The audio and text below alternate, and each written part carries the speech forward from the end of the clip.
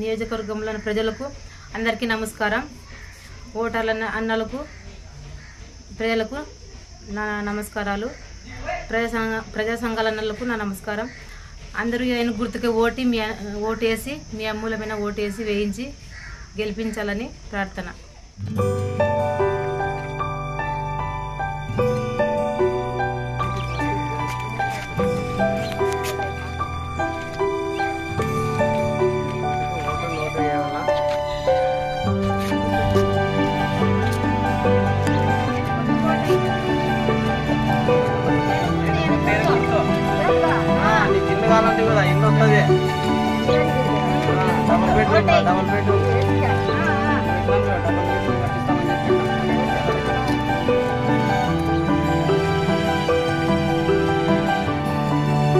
రాజకీయాల్లోకి ఎందుకు రావాలనుకున్నారు? పేదల అభివృద్ధి కోసం.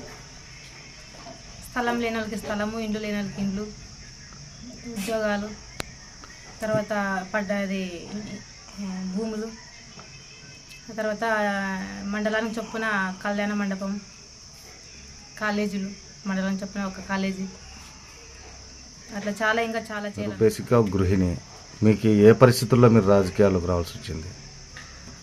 మాకు ఎటువంటి అసలు ప్రభుత్వాలు ఇంత ఏండ్ల నుంచి ఓట్లు వేస్తున్నా కానీ ఓట్లు మావి, సీట్లు వాళ్ళవి. ఏండ్ల నుంచి ఓట్లు వేస్తున్నా కానీ మాకు ఏమీ అవకాశాలు లేవు, ఏం లేవు. మొత్తం అంతా వాళ్ళే చేసుకుంటున్నారు. తర్వాత మాకేం ఇండ్లు కూడా ఏం లేవు, ఇండ్ల అవకాశం లేదు, బాత్రూమ్ సైడ్ కాళ్ళు ఏం లేవు మాకు. అందుకు నేను ఎస్సీ ఎస్టీ బీసీ మైనార్టీలు వెనుకబడిన ఓసీల కోసం నేను అభివృద్ధి చేయాలని ముందుకు వచ్చినా. నేను రాజకీయాలకి మాకేం అభివృద్ధి చేయడం లేదు. ఏ పార్టీ వచ్చినా ఎవరు పట్టించుకోవడం లేదు మమ్మల్ని. బహుజన సమాజ్ పార్టీ బీఎస్పీ చాలా బాగుంది.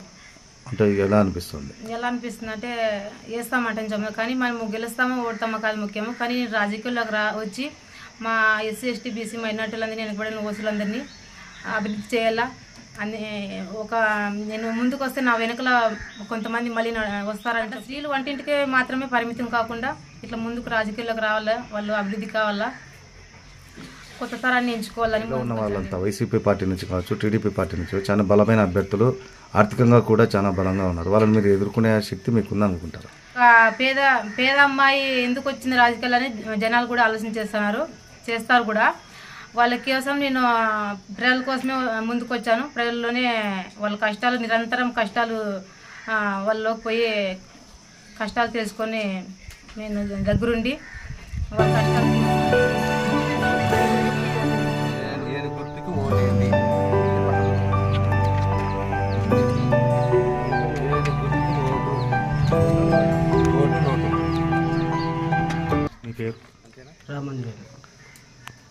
మీ సతీమణి రాజకీయాల్లో వస్తుంది, దానివల్ల మీకేమి ఇబ్బందులు ఏమి ఎదుర్కోవడం కదా?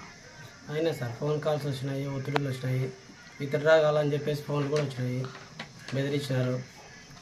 అక్రమ కేసులు కూడా కట్టడానికి కూడా కట్టడం లేదు. రకరకాల ఇబ్బందులు అయితే ఉన్నాయి. దాంతోపాటు కుటుంబ సమస్యలు, ఆర్థిక ఇబ్బందులు కూడా అలాగే ఉన్నాయి. ఇవన్నీ జయించి ఈ సింగనమల నియోజకవర్గాన్ని కాపాడుకోవడమే మా లక్ష్యం. అంటే మీకు ఒక మహిళ ఇంటి దగ్గర నుంచి బయటకు ఇప్పుడు పోటీలో దిగడం మీకు ఎంతవరకు బాగుంది? మీ బంధువులు వాళ్ళంతా సహకరిస్తున్నారా? చాలా వరకు ఏరన్ చేస్తున్నారు సార్, ఏరన్ చేస్తున్నారు. స్త్రీని ఎందుకు ఇట్లా ముందుకు పంపిస్తున్నారు, మళ్ళీ మీ మాట ఇంటుందా అని రకరకాల ఆలోచనలు చెప్తున్నారు. కానీ ఇక్కడ పేద ప్రజలు 76 సంవత్సరాల నుంచి ఎస్సీ రిజర్వేషను వెనుకబడుతుంది తప్ప ముందుకు రావడం లేదు. కనుక మా బంధువులు కానీ మిత్రులు కానీ ఎవరు ఏమన్నా ఎవరి మాటలు పట్టించుకోదలుచుకోలేదు. బహుజన రాజ్యం తర్వాత బడుగు బలహీన వర్గాల కోసం, అభివృద్ధి కోసం ఎవరో ఒకరు త్యాగం చేయాలా. నా పైన ఎలాంటి నిందలు వేసినా పర్లేదు, మా భార్యని అయితే బరిలో నిలబెడుతున్నారు.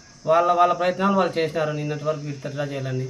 ఆ టీడీపీ అయితేనేమి ఇట్లా కొన్ని వర్గాల పార్టీల నుంచి వచ్చినాయి, కొన్ని మిత్రుల నుంచి కూడా వచ్చినాయి. దీని పట్ల మీకేమర్థమవుతుంది? ఏమర్థమైతే పేదలంతా ఏకమవుతున్నారు. పేదల పార్టీకి వేస్తే మా మనవుడు కూడా ఉండదని చెప్పేసి అవతల వాళ్ళు గ్రహించినప్పుడే మన వరకు వస్తున్నారు.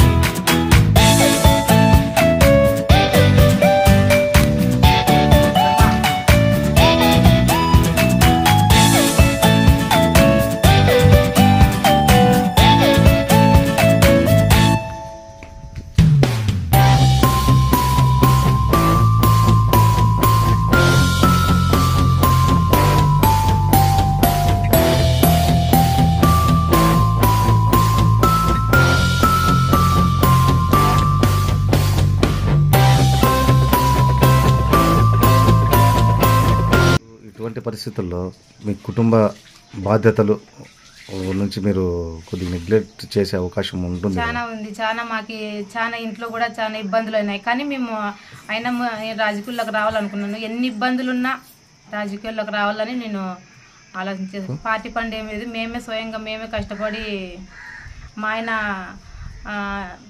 ప్రజల కోసం నిరంతరం ప్రజల కోసం తిరుగుతుంటాడు. మా అత్త బెంగళూరులో ఇంట్లో పాచి పని చేసి మాకు పంపిస్తుంటుంది. మేము చాలా పేదవాళ్ళం. మేము సరైన ఇల్లు కూడా మాకు లేదు. కానీ నేను ఇవన్నీ చేసుకొని ఎన్నేళ్ళు పోయినా కూడా ఓట్లు వాళ్ళకి వేసినా మాకేం చేయడం లేదు అని నేను అది తెలుసుకొని ముందుకు వచ్చినాను. ఏనుగు గుర్తుంది. బడుగు బలహీన వర్గాలు అంటే పేదలంతా ఏకమయ్యి ఒక చోటుకు వచ్చి గెలిపించుకునే అవకాశాలు ఉన్నాయి సార్.